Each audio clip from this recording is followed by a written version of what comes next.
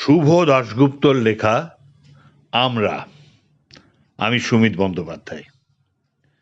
ক্ষুদিরাম হবে পাশের বাড়ির ছেলে, আমার ছেলে ডাক্তার হবে, আমার ছেলে ইঞ্জিনিয়ার হবে, নিদেন পক্ষে সরকারি অফিসার। ক্ষুদিরাম হবে পাশের বাড়ির ছেলে।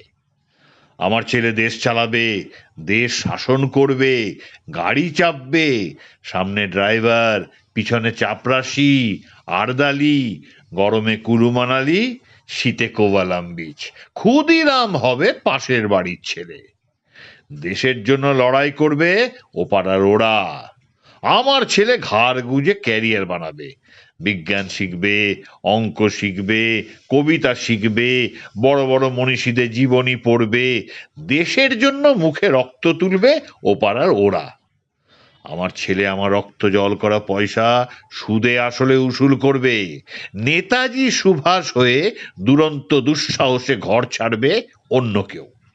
আমার ছেলে নেতাজির জীবনী লিখে অ্যাওয়ার্ড পাবে, ক্ষুদিরাম হবে পাশের বাড়ির ছেলে।